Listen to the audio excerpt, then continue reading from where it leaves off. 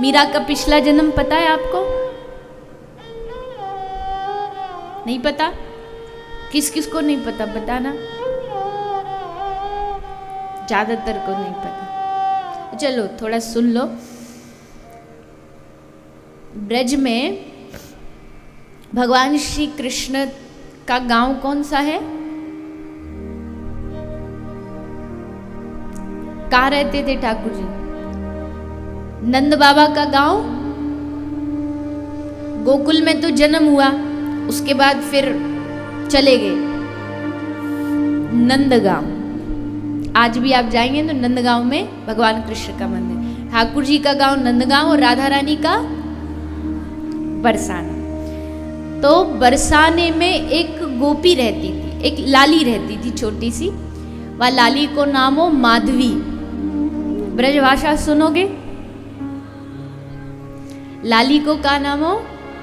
माधवी। हमारे ब्रज में जो लड़की होती कन्या, उसको या तो लाली कहते या छोरी कहते, तो वह लाली को नाम माधवी हो। अब वह जमाने में कहा कि छोटे छोटे जो बालक होवे उनको ब्याह कर दे। फिर बाद में होता था गौना, जब वो बड़े हो जाते। तो माधवी का ब्याह हो गया नंदगांव के चंदू नाम के ग्वाला से। अब छोटी सी माधवी धीरे धीरे धीरे धीरे बड़ी हुई। अब उसका गौना होने वाला है, अब वो ससुराल जाने वाली है। तो माधवी की जो माँ है वो माधवी को ससुराल जाने के लिए तैयार कर रही है। जैसे करती है ना माँ, सिखाती है बेटी को ऐसे सम्मान करना, सास का ये करना, वो बनाना, ये खिलाना पिलाना। तो वो उसको तैयार करी। और तैयारी में सबसे मुख्य बात माधवी को क्या सिखा रही है? बेटी देख, तू जा रही है नंदगांव। उस नंदगांव में एक बहुत बड़ा जादूगर रहता है। वह एक बहुत बड़ा जादूगर रहता है। और माधवी लाली, मैंने सुनी है इतनो तगड़ो जादूगर है कि आंख से ही सबको वश में कर लेता है। सबको अपनी आंखों से देखता है और बस फिर सब उसके इशारों पर नाचने लगते हैं। और सुन एक और मुख्य बात, जैसे जादूगर के पास एक छड़ी होती है, उसके पास भी एक छड़ी है। कौन सी छड़ी? बांसुरी। ये हुआ जादूगर की छड़ी, यंत्र है उस जादूगर का सबको वश में करने का। जब किसी को वश में करना होता तो क्या करता है? कदम पे खड़े होकर के बांसुरी बजाता है। और जिसके कान में बांसुरी गई, समझो वो काम से गया। बड़ी खतरनाक बांसुरी बजाता है, बड़ी खतरनाक। तो मैया मैं क्या करूं? कभी बांसुरी उसकी बजी और मेरे कान में आ गई तो मैया बोली, ले ये रुई ले जा, रुई ले जा। जब जब तुझे लगे कि बांसुरी बजा, कान में एकदम भर के कान बंद कर ले, सुन मत लेना गलती से भी, नहीं तो तेरा बसा बसाया घर उजड़ जाएगा। हाँ मैया ठीक है ठीक। कहीं तो को राग गली गैल गिरारे में कहीं ठाड़ो मिल जाए, वो टेढ़ो ऐसो ही करे। जब भी पानी भरने वो पी जावे, जब भी तो वहीं ठाड़ो मिले रास्ता में, तो जब भी कहीं मिल जाए देख के तुरंत वापस यू टर्न। वह गली जानो नहीं जहाँ टेढ़ो ठाड़ो मिले, वो तुरंत वापस आ जाइए। हाँ मैया ठीक कह रही हो। माधवी को मैया की बात बड़ी अच्छी लग रही कि हाँ माँ बड़ी समझदारी वाली बात कर रही है। सिखा पढ़ा दी माधवी। अब अगले दिन माधवी का ससुराल जाने का समय आया। चंदू वहां से बैलगाड़ी में अपनी बहू लेने आ रहा था। तो जैसे वो आ रहा था तो ठाकुर जी मिल गए। ठाकुर जी ने कही, चोरे लाला कहाँ जा रहे हो? बड़ो सज धज के तैयार है के, बड़ो बढ़िया तेल वेल लगा के। तो चंदू शर्मा के बोलो, लाला ससुराल जा रहे हैं। ठाकुर जी बोला, अच्छा बहू लेने जा रहे हो? हाँ हाँ लाला बहू लेने जा रहे। अच्छा ठीक है, पहले वा को मोड़ो हमको ही दिखाइयो। हाँ हाँ बिल्कुल लाला, ये कोई कहवे वाली बात है, पहले तो मोड़ो तुमको ही दिखाऊंगा। तो चंदू गया, जाके बहू बिठाई बैलगाड़ी में, और बैलगाड़ी आ रही है नंदगांव की ओर। और जैसे नंदगांव के बॉर्डर में बैलगाड़ी की एंट्री हुई, सो वहीं नंदलाल खड़े मिल गए। सामने खड़े। तो ग्वाला ने कही, अरे लाला वाह वाह वाह, बड़े आनंद है गए, देख अब सबसे पहले अपने कन्हैया को ही अपनी बहू को मोड़ो दिखाऊंगा। और जैसे उसने कही कृष्ण कन्हैया, तो तुरंत माधवी एकदम सावधान। वही है मैया ने जिससे बचवे के तई हमते बोली सोई ठाड़ो है, तो अब क्या करूं। सो अब तक इतनो सो घूंघट कर रखो, अब इतनो लंबो घूंघट कर लियो ताकि दिखाई ना दे जाए, कहीं गलती ते भी कहीं कोने वोने में थे। ऐसे करके बैठ गए। तो ठाकुर जी बोले लाला दिखवा, भाभी जी को मोड़ो दिखवा। तो चंदू बोलो अजी सुनती हो, देख हमारे लाला को मोड़ो दिखा दो। तो भीतर माधवी घूंघट में तो बोल तो कुछ रही नहीं, तो इशारा करके बोली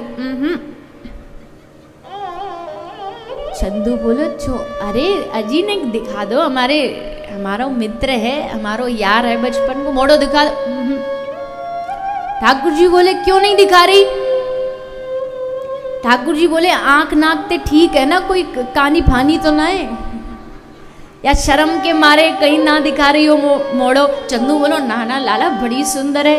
तो फिर काहे को नहीं दिखा रही। बोले पतो नहीं काहे को। खूब कही चंदू ने, माधवी ने मुंह नहीं दिखायो। ठाकुर जी बोले नहीं दिखाएगी। अरे नहीं। ठाकुर जी बोले ठीक है, तो हम भी जा रहे, आज के बाद तेरो मोड़ो देखेंगे नहीं। और नाराज होके चले गए। यशोदा मैया के ढोरे गए। अब जब भी कोई ब्रज की बहू आती ना, तो पहली मुख दिखाई यशोदा और यशोदा का लाला, ये दो ही करते थे। तो यशोदा बोली चल रे लाला, आज वह चंदू की बहू आई है, चल तो मोड़ो दिखा लाऊं। ठाकुर जी बोले खबरदार वह को नाम लियो तो, बड़ी ऐंठ दिखा रही हमको, बैलगाड़ी में ठाड़ी ठाड़ी कौन सी चंद्रमा की खूबसूरती लेके आई है, मोड़ ही नहीं दिखाया, हम नहीं जाएंगे वह के डोरे मोड़ो देखने। नहीं गए ठाकुर जी। माधवी बड़ी खुश है, माधवी सोच रही मैं बच गई। अब जब जब कृष्ण की बात होती, कहीं यमुना जी पे सो भाग जाती वहां से।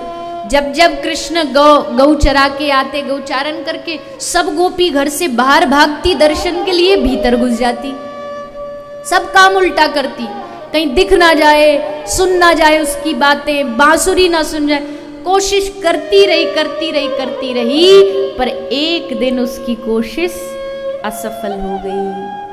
किस दिन? जब भगवान ने गिरिराज जी को धारण किया, ऊपर से वज्रपात हो रहा था, वर्षा इंद्र की, चारों ओर हाहाकार मचा था, सब जान बचाने यहाँ से वहां भाग रहे थे, दौड़ रहे थे। माधवी भी यहाँ से वहां भाग रही थी, कहीं बच जाऊं, छुप जाऊं। तभी भागते भागते भागते भागते उसके सर का जो घूंघट है, जो पल्ला है साड़ी का, वो नीचे गिर गया। और जैसे नीचे गिरा तो माधवी को सामने एक हाथ दिखाई दिया, बड़ा प्यारा, बड़ा कोमल, इतना सुंदर, इतने सुंदर उसके नख चंद्र। देखती रह गई, ये किसका हाथ है इतना सुंदर। आहा। और आगे नजर बढ़ी, और आगे दृष्टि बढ़ी, भगवान के कंठ में पड़ी हुई उस गुंजा माला का दर्शन हुआ। आहा, क्या शोभा है इस माला की। कंठ का दर्शन हुआ, और ऊपर बढ़ी, ठाकुर जी की सुंदर सुंदर मुस्कुराहट का दर्शन हुआ, और आगे बढ़ी, ठाकुर जी के नयनों को देखा, और नयनों को देख करके बस वहीं के वहीं अटक गई। जड़, जैसे पाषाण पत्थर होता है, वैसे जड़ बन के खड़ी हो गई, पत्थर जैसे। सब सखी उसको धक्का दे रही, आगे बढ़, पर वो तो बस अब कोई होश नहीं कि बचना है, छुपना, कुछ नहीं, वहीं बनियारे जा रही, देखे जा रही। तो एक गोपी बोली अरे बढ़ती क्यों नहीं।